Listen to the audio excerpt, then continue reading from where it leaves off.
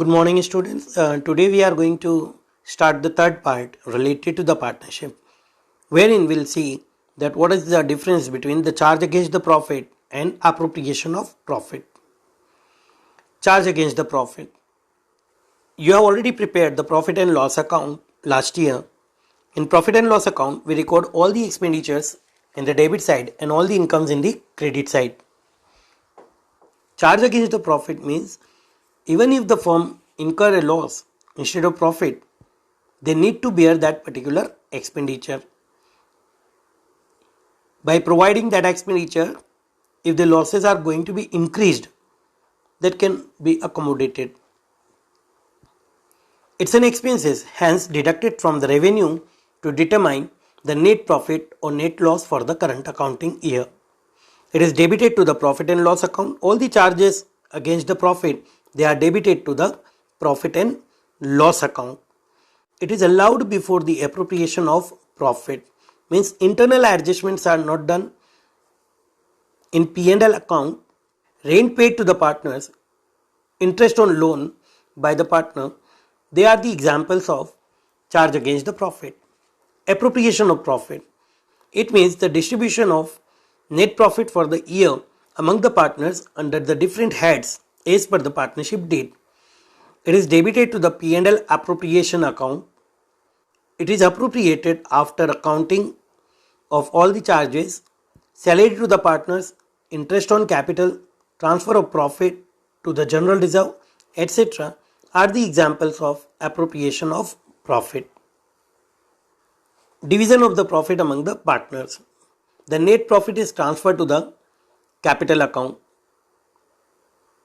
Under the sole tradership, only one person is there who is the owner.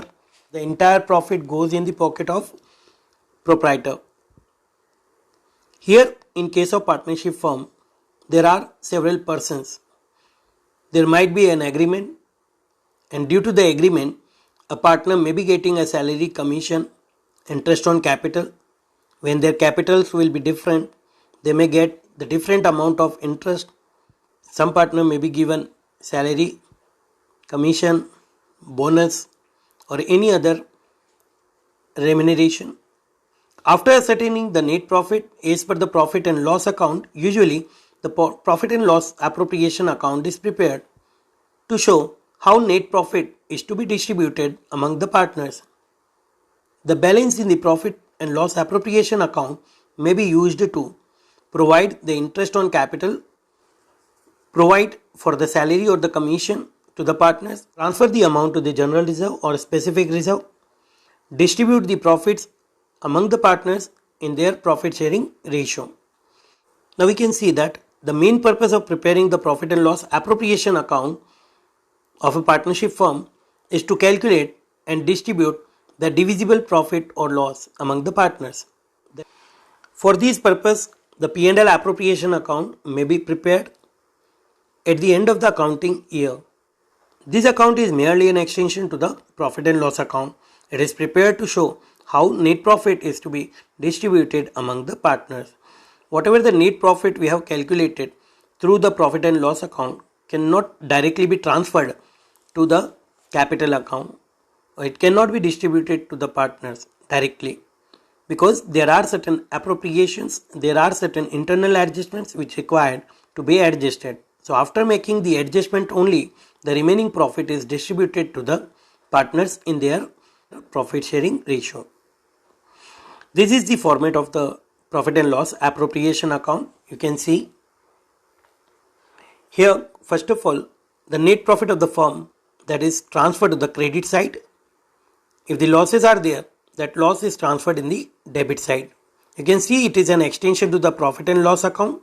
So it is prepared just like profit and loss account, but here we include only the appropriation, means which is not a charge, because all the charges are recorded in the profit and loss account to determine the net profit or the net loss of the business. Now interest on capital to be paid to the partners, salary payable to the partners, commission to the partners, general reserve, if you have to transfer any money in the general reserve, that can also be debited. interest on drawings. Generally the drawing is not recorded. Only the drawing of goods that is recorded here in this credit side. At the end, the difference between these two will be transferred to the partner's capital account or current account. If the accounts are maintained following the fixed method, the profit or loss will be transferred to the partner's current account. If the accounts are maintained following the fluctuating method of capital, then profit is transferred to the capital account. Now we are given here the difference between the profit and loss account and profit and loss appropriation account. Profit and loss account, it is prepared after trading account, and profit and loss appropriation account is prepared after the profit and loss account. It starts with gross profit or gross loss. It starts with the net profit or net loss. It is prepared to determine the net profit or the net loss of the year. It is prepared to distribute the profits or the losses among the partners.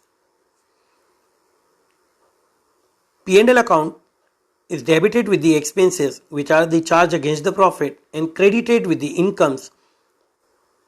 P&L appropriation account is debited with the appropriation, that is partner salary, commission, interest on capital, and transferred to general reserve and credited with income.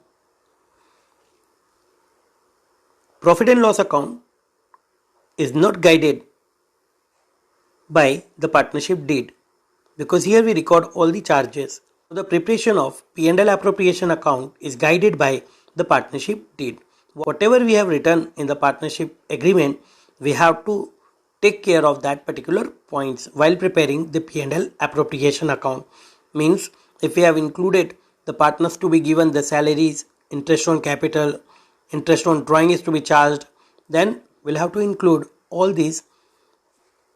Matching principle is followed while preparing the profit and loss account, because revenues of the current accounting year should be matched with the expenditures of the current accounting year only, whereas here the matching principle is not followed.